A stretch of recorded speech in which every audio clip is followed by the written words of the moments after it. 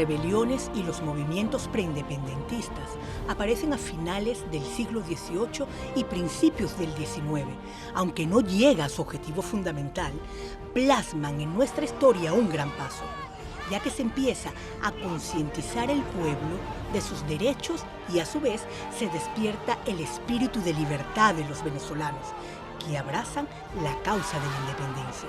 En consecuencia, se ponen de manifiesto las nuevas doctrinas filosóficas y las repercusiones de independencia de los Estados Unidos, la Revolución Francesa y la independencia de Haití. Hechos estos que vinieron a reforzar la conciencia rebelde del pueblo, que venía marcado por un injusto régimen colonial español. Crisis interna y externa, crisis económicas, sociales y políticas, crisis en Europa, Napoleón, la Revolución Francesa, la Revolución Estadounidense, el maquinismo. En casa, alzamientos, sublevaciones, intentonas, movimientos que bregaron por la independencia y que pulsaron por quitarnos de encima la corona española.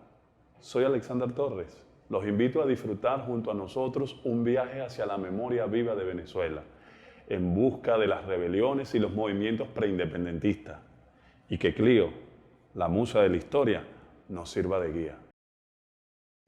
Francisco Arturo Michelena Castillo, mejor conocido como Arturo Michelena, nace en Valencia, Estado Carabobo, el 16 de junio de 1863.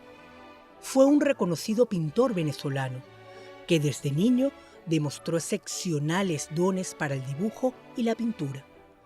A los 14 años de edad, se le encomendó realizar todas las ilustraciones de un libro sobre costumbres venezolanas, junto a Cristóbal Rojas, Antonio Herrera Toro y Martín Tovar y Tovar. Se le considera uno de los más grandes pintores venezolanos del siglo XIX. ¿Cuántos libros y cuántos cuadros no se podrían hacer de Francisco de Miranda? Un hombre que resume los quebrantos y la necesidad de la libertad en una época. Su impronta está en la Revolución Francesa, en la Revolución Estadounidense y en la Revolución Hispanoamericana. Pero ese gran incomprendido, ¿cómo terminó sus días? En la Carraca, confinado a las Tres Torres en Cádiz, como una gran paradoja de ese que dio la vida por la unidad, por la libertad y por la necesidad de un gran continente llamado Colombia, terminó pues en las mazmorras, casi en el olvido. Pero no tanto en el olvido, porque un artista para la posteridad dejó en la memoria de los venezolanos la idea de que Miranda no está muerto, que ese Miranda en la Carraca que Arturo Michelena nos trae es un Miranda que nos dice que sigamos en la brega, que sigamos en la lucha. Un Miranda ilustrado y utópico que nunca renunció al quebranto del saber, sus libros, sus apreciados libros, que atesoró con gran pasión toda su vida. Allí posiblemente esté el Quijote, el Nuevo Testamento, el Horacio, el mismísimo Quijote de la Mancha, porque él también fue uno.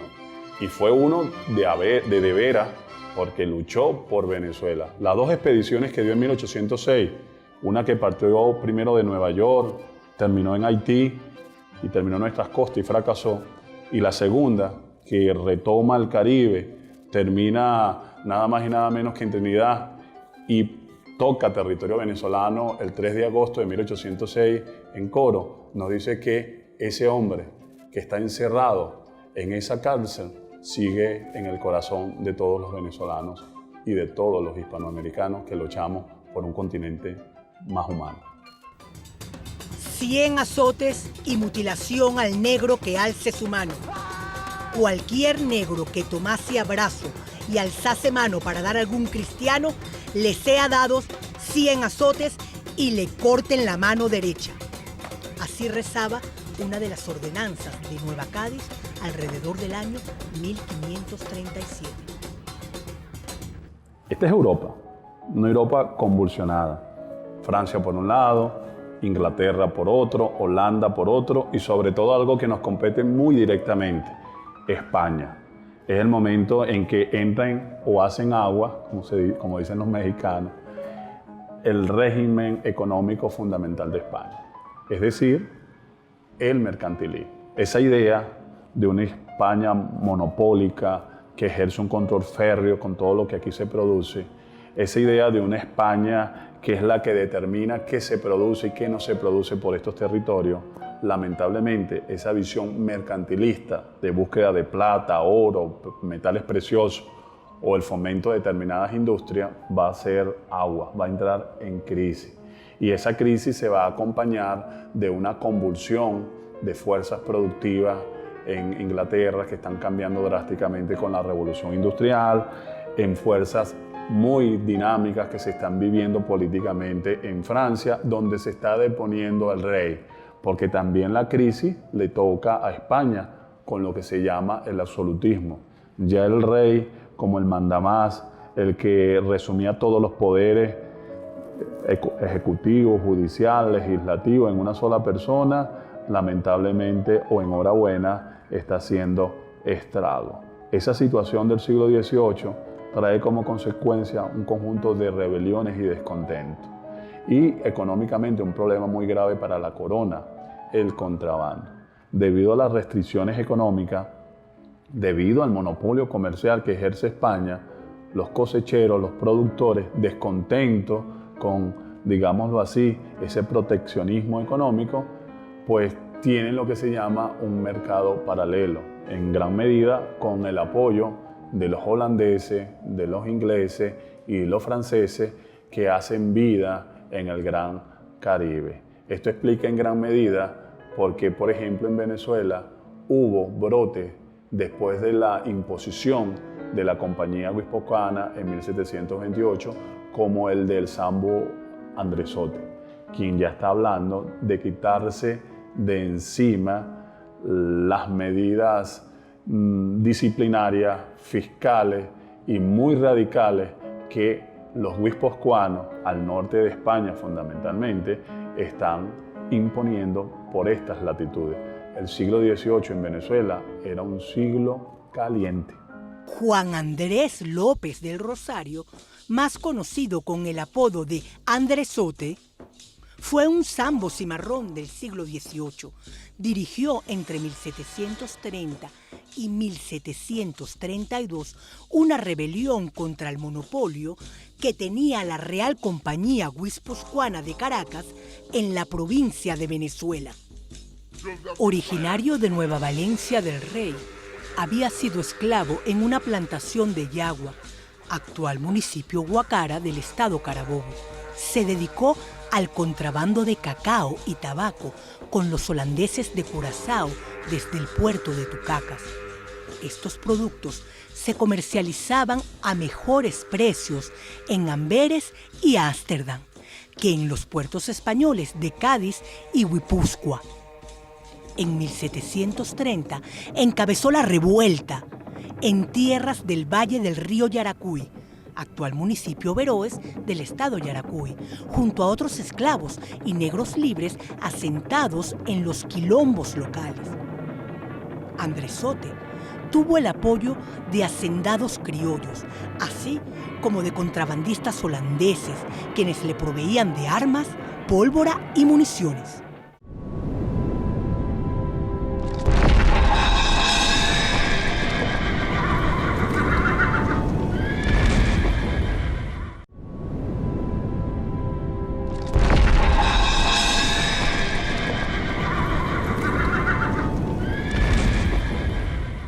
El movimiento no tenía la intención de romper lazos políticos con la corona, pero sí debilitar el control excesivo de la Real Compañía Guipuzcoana, que monopolizaba el comercio entre Venezuela y España.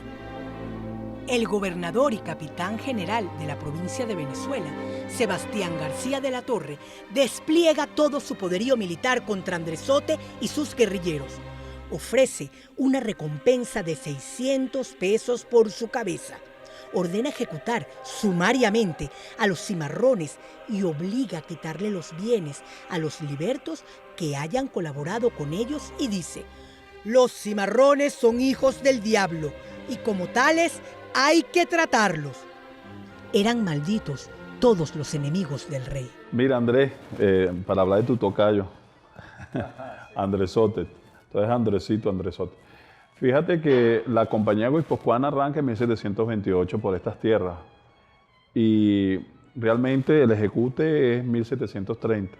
Coincidencialmente en 1730, cerca de la localidad de Yaracuy, Andresotti está levantándose contra los desmanes y los abusos de esa compañía. ¿Tú no crees que ahí tenga que ver un poco el papel de los contrabandistas, los holandeses y los cosecheros que están descontentos con ese monopolio comercial que ejerce los vascos, en este caso, la compañía Guipuzcoana? Sí, bueno, tú sabes que, profe, esa es una reacción inmediata a las medidas que comienza a tomar la compañía guipuzcoana. Inmediato empieza a restringir el tema del comercio, a tratar de monopolizar pues lo que es la comercialización de estos productos agrícolas que desde Venezuela se están produciendo y naturalmente poner coto a esa fuga pues de cada uno de estos rubros de forma ilegal. ¿Okay? Esto es una reacción que entonces que está teniendo López del Rosario junto con otros hacendados, sobre todo criollos, que están involucrados en el tema del contrabando y que no quieren, por supuesto, que venga ninguna institución a colocarle freno pues, a esto que ellos venían realizando desde hace muchísimos años.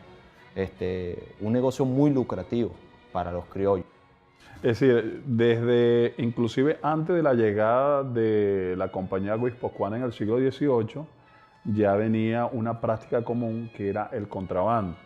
Estaban los holandeses, los ingleses y los franceses haciendo su negocio redondo, como tú dices. Ahora, lo interesante es que esta compañía tiene también que ver con una imposición de la nueva dinastía que está asumiendo el mando en España, que son los Borbones. Y está también en sintonía con una necesidad fundamental, y esto no debemos olvidar, que era la reconquista de América, la idea de que aquí la gente estaba haciendo lo que le daba la gana, aquí la gente estaba, aquello de se cumple pero se acata pero no se cumple. Se acata pero no se cumple, y era el momento como también de meter en cintura a estos cosecheros, estos contrabandistas que vivían en una permanente conchupancia. En todo caso, este sambo se va a alzar contra la compañía guipuzcoana, pero es bueno recordarle a la gente que un sambo es una mezcla de negros con indios, es decir, no era un criollo propiamente dicho, pero cerca de él sí habían criollos.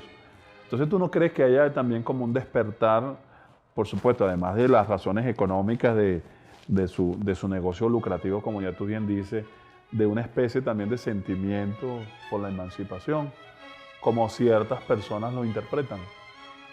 Bueno, no hay que restarle la importancia, el deseo que tenían, sobre todo ciertos sectores, lo que llaman los sectores bajos de la sociedad, despectivamente, por también obtener su libertad y participar en este tipo de actividades de alguna manera, les daba libertades a ellos, porque les permitía tener ingresos con que poder adquirir propiedades, por ejemplo.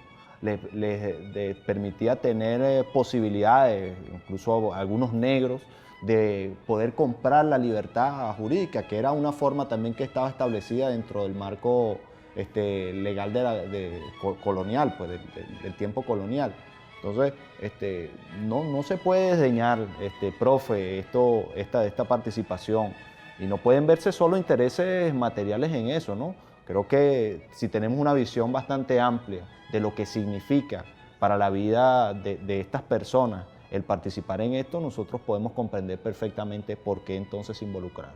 Entonces, fíjate, el movimiento de Andresotti ocurre entre 1730 y 1733. Tiene la aprobación de los holandeses, los contrabandistas, algunos sectores bajos de la población y los cosecheros, mientras que la compañía tiene el respaldo de nada más y nada menos que García de la Torre, que es la máxima autoridad. Entonces hay una confrontación ahí donde lo económico está por un lado, pero la necesidad de regir su propio destino político puede estar germinando en ese momento. De tal manera que es un movimiento muy importante que no debemos olvidar y que ojalá entre en los estudios sociales de nuestra formación escolar en Venezuela. En septiembre de 1731, el propio gobernador García de la Torre comandó él mismo un ejército contra Andresote, en vista de las dificultades que tenían las autoridades españolas para derrotarlo. El 11 de febrero de 1732, García de la Torre enfrentó a Andresote con una fuerza de 1.500 hombres. Estando en inferioridad numérica, Andresote huyó a Curazao en 1733.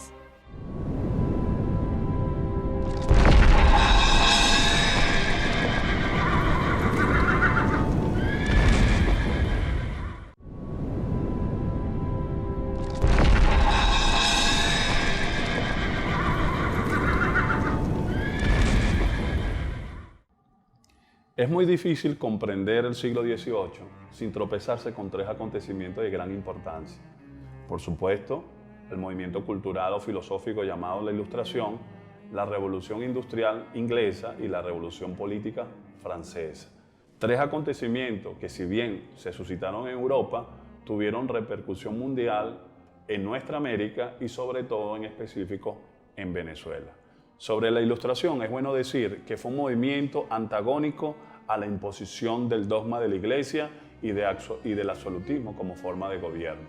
Era una manera racional de explicar la dinámica del mundo, de las cosas más pequeñas hasta las cosas más grandes.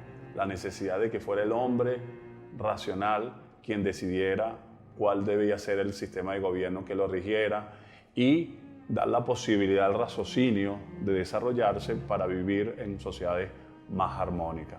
Este movimiento también se le llama movimiento de las luces. El siglo XVIII se le llama el siglo del entendimiento, de la inteligencia o, como dicen los italianos, del iluminismo, porque a fin de cuentas la metáfora era la luz que iba a acabar con todas las tinieblas, con toda la oscurana que representaba la ignorancia y la tradición. En el campo político en específico, fueron descollantes muchos pensadores que alimentaron ideológicamente los movimientos revolucionarios independentistas y preindependentistas en Venezuela. Pensemos en Juan José Rousseau, quien escribió un memorable libro que todos debemos consultar, que se llama El Contrato Social. Ahí está diciendo que la imposición o la aceptación de un mandatario no es por derecho divino de reyes, sino por una libre elección, por un contrato entre las partes. El espíritu de las leyes, la necesidad de dividir los poderes en ejecutivo, legislativo y judicial, y un gobierno civil, es decir, un gobierno que partiera de la voluntad popular o la voluntad de las mayorías. Muchas de estas ideas alimentaron la Revolución Francesa y, por supuesto, alimentaron la Revolución estadounidense. Pero en el caso específico de la Revolución Francesa, fue la que abanderó muchas de estas ideas cuando depuso el antiguo régimen en Francia. Estas ideas que buscaban la igualdad, la libertad, la fraternidad, la seguridad y la propiedad sirvieron de alimento para justificar el rompimiento de América con España. Y como si fuera poco, la revolución industrial que dio la posibilidad al surgimiento de una clase social muy poderosa en Europa y que va a ser la clase rectora después del siglo XVIII, la burguesía. De tal manera que en el siglo XVIII nos encontramos una gran convulsión que está dando paso a un nuevo orden social. Ese nuevo orden social se llama república y esas nuevas fuerzas que están pulsando están hablando del ciudadano, como no ya como un súbdito, sino como un ser pensante que debe ser el único dirigente de su propio destino.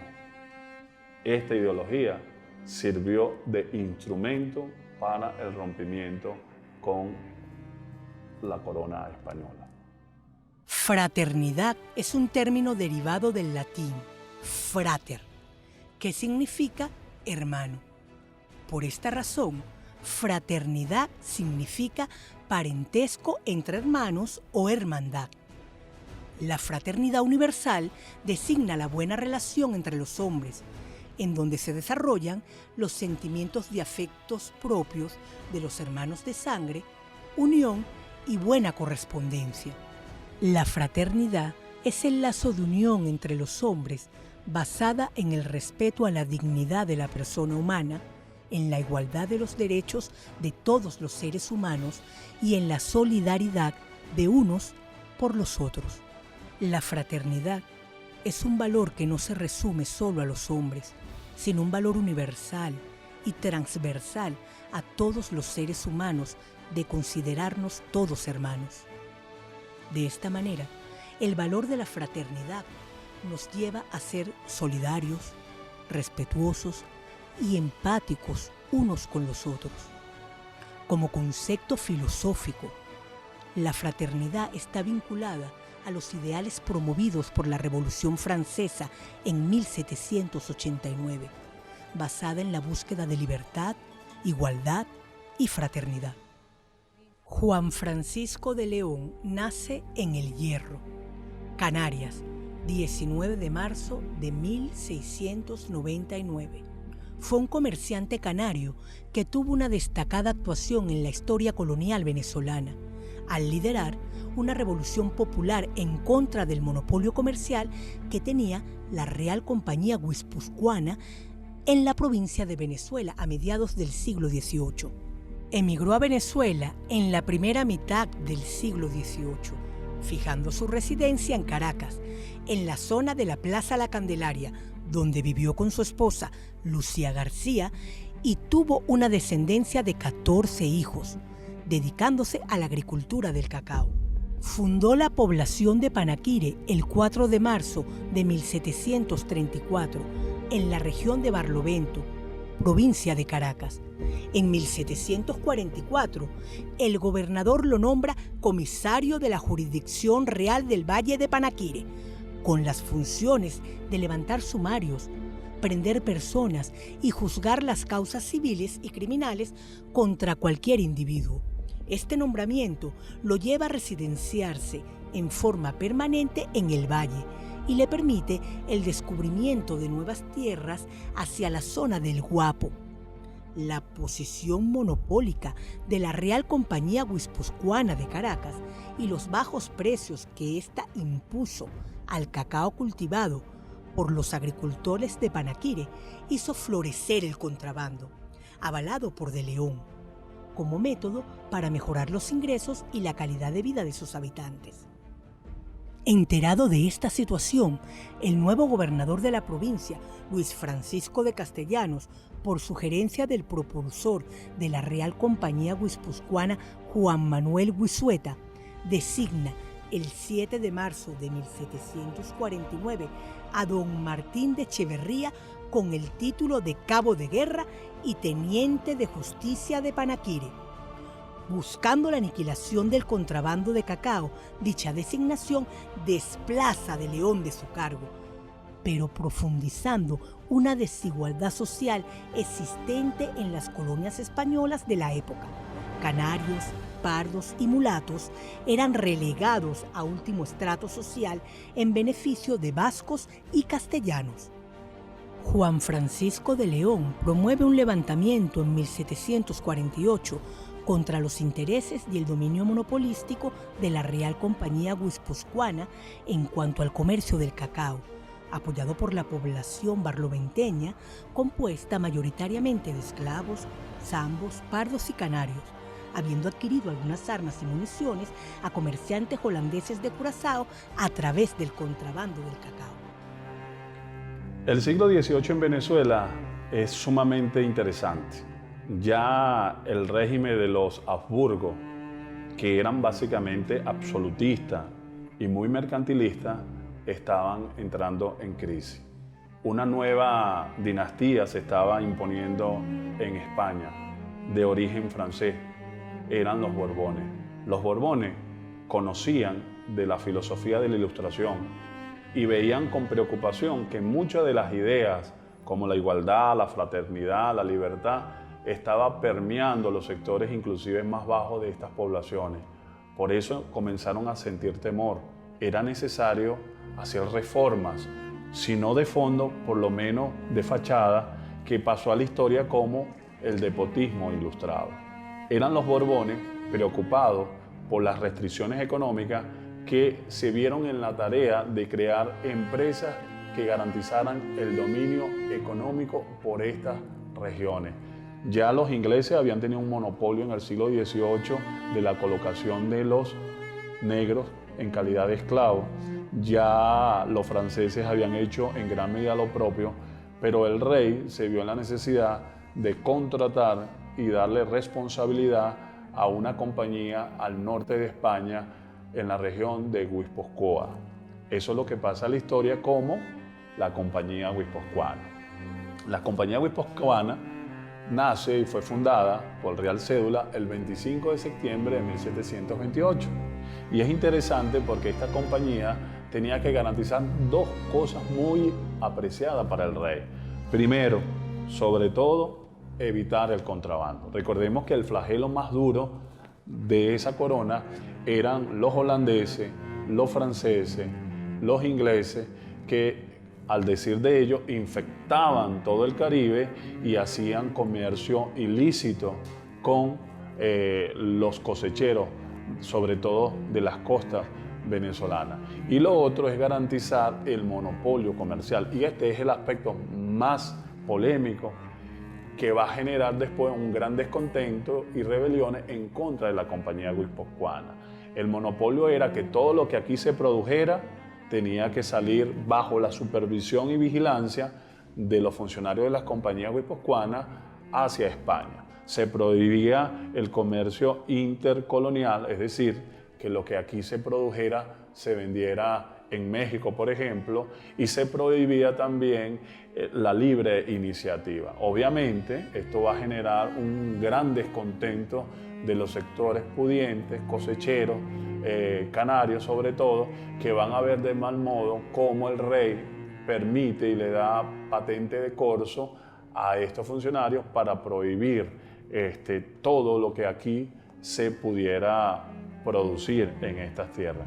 De tal manera que entender la Compañía Guipuzcoana, entender la dinámica monopólica que ejerce la Compañía Guipuzcoana a finales del siglo XVIII, nos hace comprender tempranamente por qué van a haber descontentos como el de Andresote, descontentos como el de Juan Francisco de León, que son descontentos del siglo XVIII que están con la venia, con el apoyo de los holandeses, con el apoyo de los contrabandistas, tratando de minimizar los efectos de las compañías guipuzcoanas por estos lados. No olvidemos que el siglo XVIII, el desarrollo del cacao por estas tierras fue muy alto. No olvidemos que es en el siglo XVIII donde Venezuela alcanza un desarrollo económico tan importante que el mismísimo rey de España transforma esas provincias que inicialmente están como fracturadas, la de Venezuela por un lado, por ejemplo, la de Maracaibo, la de Coro por otro, en nada más y nada menos, mediante una medida centralizadora en lo que después se va a llamar la Capitanía General de Venezuela, del 8 de septiembre de 1777.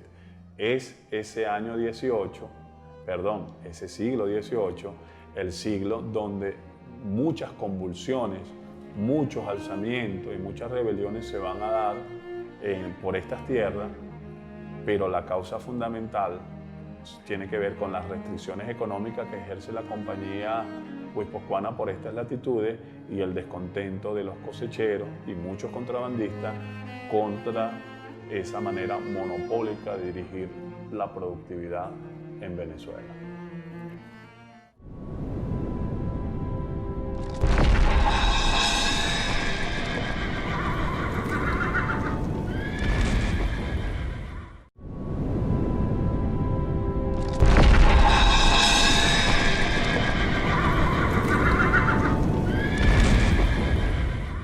José Leonardo Chirinos se alzó y organizó un movimiento independentista, el cual proponía libertad y un gobierno propio.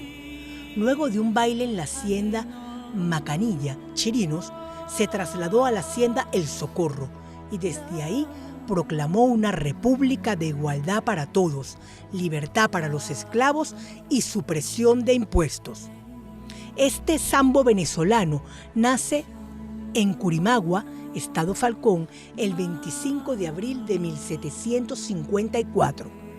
Descendiente de padre africano esclavo y de madre indígena libre, Chirinos nace en condición de libertad heredada por su madre. Años más tarde, contrae matrimonio con la esclava María de los Dolores, con quien tuvo 3 hijos, Viviana, Rafael y José.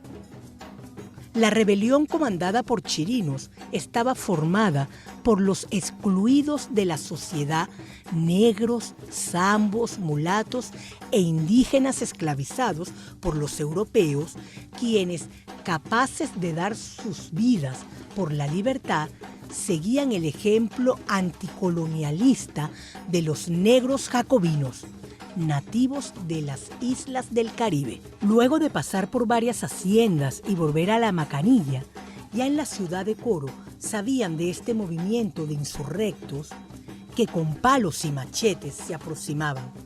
Las autoridades se organizaron en milicias y salieron a su encuentro, dejando 25 negros muertos y 24 heridos. Chirinos se internó en la serranía. 3 meses después fue delatado por un amigo, apresado en Baragua. Es trasladado a Caracas el 10 de diciembre de 1796, condenado a la horca. Su cabeza fue expuesta en una jaula de hierro y montada en un poste de 20 pies de alturas.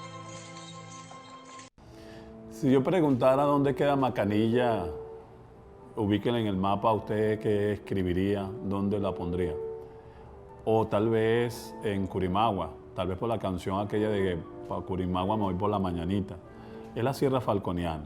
Ese es un lugar muy hermoso y que está lleno de mucha historia, lamentablemente todavía desconocida. Pero los lugareños saben de un sambo que se levantó un 10 de mayo de 1796 y que pasó a la historia como nada más y nada menos que como el movimiento o la sublevación de José Leonardo Chirino. 1795, en plena crisis colonial, en pleno momento de efervescencia, de pulsar por una sociedad más justa, bien sea en contra de España o bien sea de los negros, los zambos y los indios, peleando por la igualdad social, por la libertad o por la búsqueda de tierra secuestrada por los opresores.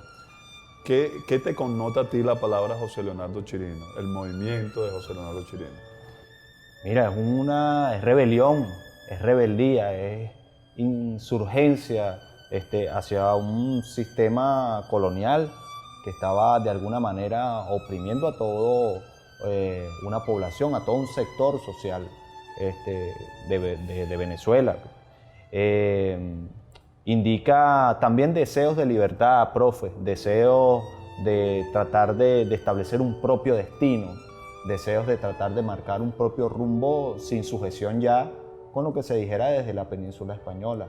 Entonces, esto yo creo que son unas claves para comenzar a hablar de José Leonardo Chirino que son bien importantes que nosotros tengamos presente en casa, ¿no? Sí, fíjate, lo primero es que de él hay muy escasos datos biográficos. Hay quienes se atreven a decir que nació un 25 de abril de 1750, inclusive quienes dicen que sí es verdad, que murió un 10 de diciembre de 1796. Pero lo interesante en todo caso es ver cuáles fueron las causas que motivaron esta sublevación y cuáles fueron las consecuencias, si las hubo, que trajo esta zona. Una de las cosas que no hay que perder de vista, Andrés, es que la esposa de este sambo libre, que no era negro y no era esclavo, cosa que a veces traen a la confusión mucha gente, sí era esclava. Entonces había lo que se llama la sujeción del vientre, es decir, hijo de esclavo, esclavo es. ¿Y qué le podía pasar a la esposa de José Leonardo Chirino y al mismísimo José Leonardo Chirino si el dueño de su esposa era José de Tellería? Pero además José Leonardo Chirino, fíjense ustedes, era cercano al síndico procurador de la localidad y conocía la Revolución Francesa y conocía la Revolución Haitiana y dicen algunos biógrafos que viajó hasta Curazao y conocía lo que él llamaba la ley de los franceses. Pero ¿dónde están los motivantes de este movimiento, según tu punto de vista, ¿no? Bueno, hay que mencionar que estamos en un contexto de gran conmoción mundial, pues, en Europa, en América. Están ocurriendo acontecimientos que son muy importantes, que tuvieron gran repercusión. Uno de ellos, indudablemente, es la Revolución Francesa de 1789, que además, acompañada del el importante movimiento cultural que significó la Ilustración, fueron insumos, pues, ideológicos importantes para promover lo que era la libertad, la igualdad, la emancipación, etc. Estos coletazos, estas noticias de lo que está ocurriendo en Europa, en Estados Unidos también, ¿no? Con la independencia de los Estados Unidos, llega a América, llega al Caribe. Y José Leonardo Chirino va a enterarse, pues, por distintos medios de esos acontecimientos, y va a tratar de traer a su tierra esos ideales y de materializar eso también para el sector que representa. Eso por una parte. Ya a lo interno se han aumentado abusivamente lo que llaman los derechos de alcabala y algunos impuestos. Esto causó un gran descontento entre la población, y bueno, se toma también como una de las causas directas que influyen en este alzamiento. Están, ya lo mencionamos, ese deseo también de libertad, esas esperanzas que se tienen de tratar de vivir en un ámbito sin sujeciones, ¿no? De inspirarse en esto que era la ley de los franceses, en un supuesto código negro que había emanado desde la propia corona española para darle la libertad a los esclavizados. Entonces, allí tenemos como que distintos elementos que nos permiten justificar el por qué estas personas se reunieron un día de domingo, ¿verdad?, en medio de su celebración, de sus bailes, día de recreo, para planificar entonces un alzamiento contra sus amos, en este caso contra José de Tellería, en la famosa hacienda de La Macanilla. Este alzamiento tenía un conjunto de pedimentos o de exigencias. Primero, lo que tú decías, la república como forma de gobierno, la necesidad de la imposición de un código negro, que fue una confusión que hubo, porque ellos creyeron que el rey mismo estaba liberando a los esclavos y que los amos habían ocultado esa real cédula y lo estaban impidiendo. Sin embargo, era un conjunto de medidas favorables a las condiciones de los esclavos, como elegir inclusive con quién casarse y pagar, si es posible, su papeleta de libertad.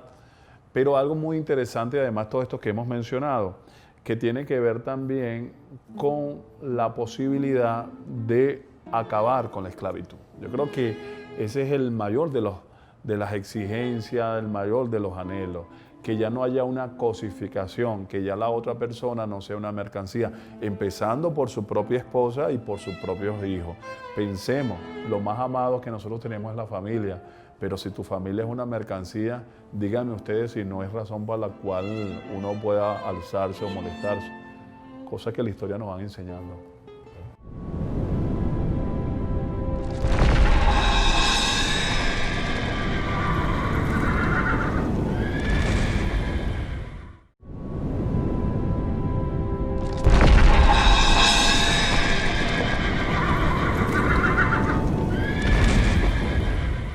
La rebelión de los esclavos, liderada por José Leonardo Chirinos, es uno de los principales hechos que sacudirán la conciencia de la sociedad colonial venezolana y será la semilla que germinará dentro del movimiento abolicionista contra la esclavitud en nuestro país, cuyos principios fueron recogidos por los próceres Manuel Gual y José María España en 1797. El 14 de julio de 1797 tiene lugar en el puerto de La Guaira uno de los más importantes y revolucionarios movimientos que se dieron en la capitanía de Venezuela. Nos estamos refiriendo al movimiento de Gual y España, que va a tener una gran repercusión en los acontecimientos posteriores que desembocan en la independencia de Venezuela. Estamos hablando de 1810 y 1811, momento que cambia definitivamente el rumbo de nuestra historia. Sí, fíjate que de todos los movimientos que nosotros hemos conversado, uno de los que tienen los mayores niveles de organización, organicidad ideológica y política, es el movimiento revolucionario de Manuel Gual y José María España. Hay 4 elementos interesantes, ¿no? Primero, tiene un documento que se llama La Ordenanza, que son 44 principios muy claros, inspirados, nada más y nada menos que en el credo de la Revolución Francesa, ¿no? Además de eso, tiene una canción, que es la canción americana y la carmañola americana. Afligida la patria os llama americano, dice la canción. Y la carmañola dice, yo soy un sin camisa, un baile tengo que dar, y en lugares de guitarras, cañones sonarán. Y por supuesto tiene, como si fuera poco, una bandera y tiene toda una estructura organizativa. Esto nos hace pensar que es el más revolucionario de los movimientos, no te hace pensar que ahí están los profesores universitarios, los estudiantes, pero hay blanco, pero hay negro, pero hay pardo. ¿No te parece inclusive más peligrosos que los otros movimientos, Andrés? Yo no tengo ninguna duda de que es el movimiento más contundente, si se puede decir, que busca las transformaciones más profundas en nuestra sociedad venezolana. Ellos están inspirados en el momento quizás más álgido de la Revolución Francesa, después del terror. Ellos están inspirándose y están buscando los elementos de mayor igualdad entre los hombres. Están buscando que no haya diferencia, que haya la posibilidad de que todos disfruten de propiedades, de igualdad, de seguridad. Eso es lo que expresan en aquel pabellón que hoy es el que representa al Estado Vargas, ¿verdad?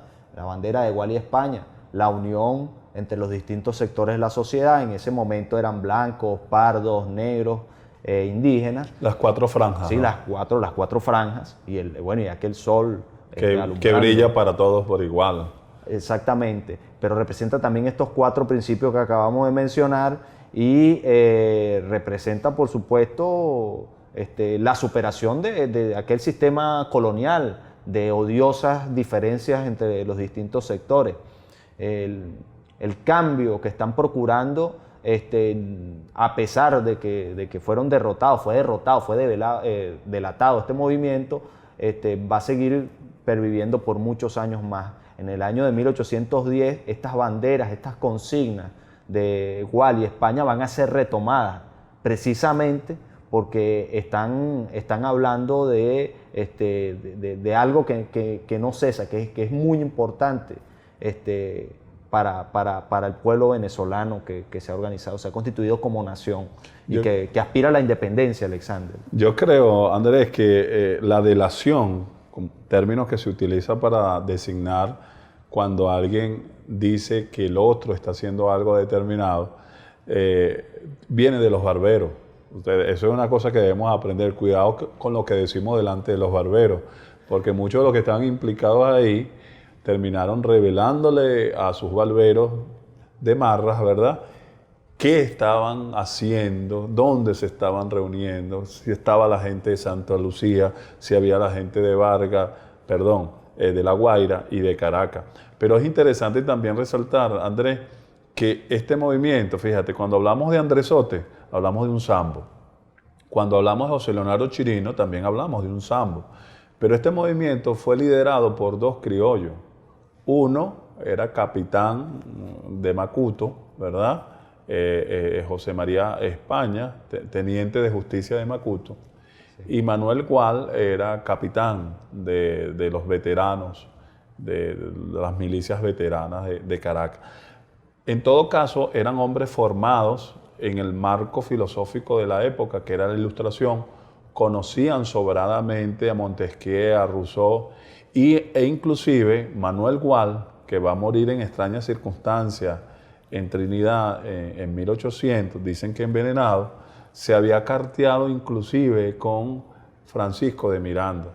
Y lo que tú dices es interesante, porque cuando sea el 19 de abril de 1810, y cuando se declara la independencia en 1811, el lugar donde se iza la bandera, el tricolor nacional, es donde la sangre de José María España fue derramada. Ahí va a estar Francisco de Miranda con los hijos de España diciéndole que todo lo que su padre hizo nunca fue en vano, porque el que lucha por la libertad no pierde nunca su tiempo y la historia siempre da esas demostraciones.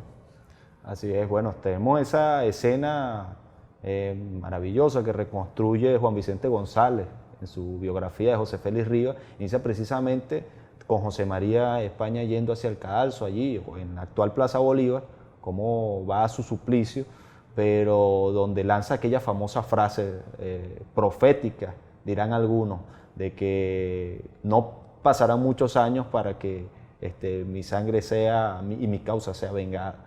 Y así ocurrió, no pasó mucho tiempo para que el pueblo precisamente de alguna manera reivindicara la figura de este revolucionario criollo que pagó, bueno, con su vida el atrevimiento de alzarse contra la corona española, contra lo que consideraban había sido la usurpación de las libertades del pueblo americano. Esto tiene, hay que decirlo, profe, también un alcance continental. En esto están muy conectados con lo que planteaba el sacerdote jesuita Vizcardo y Guzmán en su famosa carta, ¿verdad?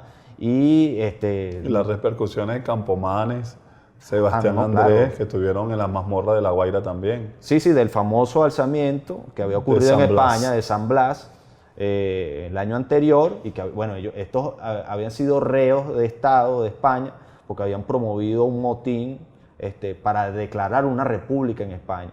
Estos reos pasaron a América, los tuvieron allí en la fortaleza de La Guaira, y allí se encontraron con estos hombres también que tenían grandes inquietudes. El caso de España y de Gual, entre otros, que viendo esta usurpación, la opresión en la que se vivía, entonces se propusieron hacer un movimiento revolucionario para declarar la independencia de Venezuela. Entonces, en suma, el siglo XVIII fue un siglo de bastantes convulsiones. Ya desde la época nada más y nada menos que de Andresote con la Compañía Guipuzcoana. El problema 40, 50 años después, que se va a traer a colación el alzamiento de los negros y los zambos y los indios en Coro. Después, 2 años después, en 1797, el movimiento de Gual y España. Todos estos movimientos anunciaban indeclinablemente que pronto la bandera nacional iba a ondear en territorio patrio. Ya estábamos diciendo que más nunca íbamos a ser colonia. No cabe duda, el siglo XVIII fue un siglo de muchas convulsiones en América, en Europa y en nuestra Venezuela. Rebeliones, alzamientos, azonadas, movimientos preindependentistas, Andresote, Gual y España, Francisco de Miranda, todos anunciaban que el camino de la libertad era certero y que pronto nos quitaríamos de encima el régimen ominoso colonial. De tal manera que estamos llamados para la grandeza. Venezuela, memoria viva, se despide por el día de hoy, en espera de su compañía en una nueva oportunidad.